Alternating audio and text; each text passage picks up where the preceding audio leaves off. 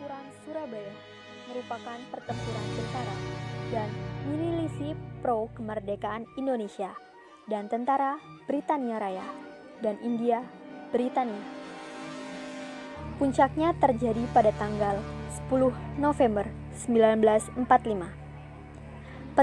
Pertempuran ini adalah perang pertama pasukan Indonesia dengan pasukan asing setelah proklamasi kemerdekaan Indonesia dan satu pertempuran terbesar dan terberat dalam sejarah Revolusi Nasional Indonesia yang menjadi simbol nasional atas perlawanan Indonesia terhadap kolonialisme.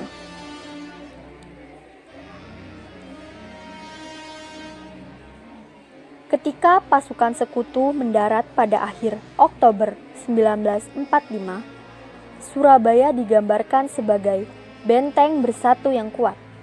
Pertempuran pecah pada tanggal 30 Oktober setelah komandan pasukan Britania Brigadir, yaitu Jenderal Malaby, tewas dalam baku tembak.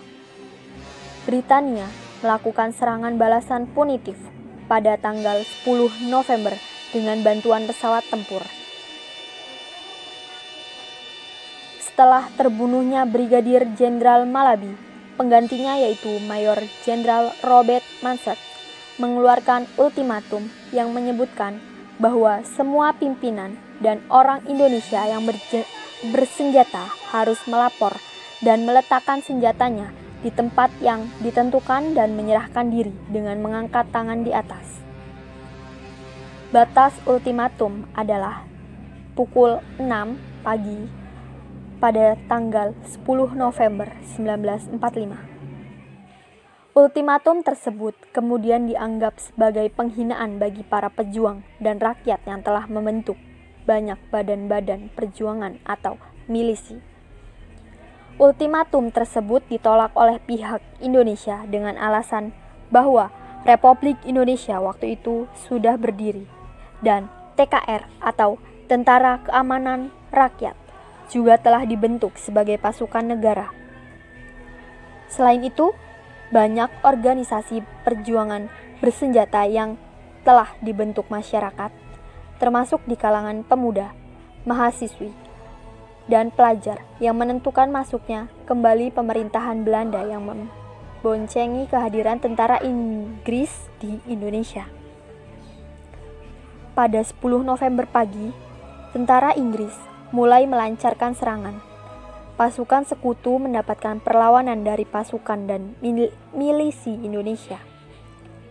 Selain Bung Tomo, terdapat pula tokoh-tokoh berpengaruh lain dalam menggerakkan rakyat Surabaya pada masa itu. Beberapa datang dari latar belakang agama seperti Ki Haji Hashim Asy'ar, Ki Haji Wahab Hasbullah, serta kiai-kiai pesantren lainnya.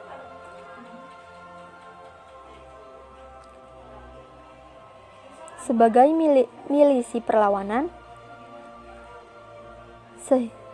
pada waktu itu masyarakat tidak begitu patuh kepada pemerintah, tetapi mereka lebih patuh dan taat kepada para kiai atau ulama.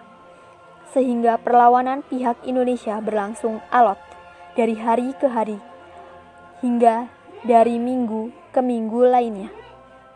Perlawanan secara spontan dan tidak terkoordinasi, makin hari makin teratur. Pertempuran ini mencapai waktu sekitar 3 minggu. Setidaknya 6.000 sampai 16.000 pejuang dari pihak Indonesia tewas dan 200.000 rakyat sipil mengungsi dari Surabaya. Korban dari pasukan Inggris dan India kira-kira sejumlah 600 sampai 2.000 tentara. Pertempuran berdarah di Surabaya yang memakan ribuan korban jiwa setelah menggerakkan perlawanan rakyat di seluruh Indonesia untuk melakukan perlawanan. Banyaknya pejuang yang gugur dan rakyat sipil yang menjadi korban pada hari 10 November dan kemudian dikenang sebagai Hari Pahlawan oleh Republik Indonesia hingga sekarang. Sekian dari aku, Amelia Oriza Sativa, Dan terima kasih banyak.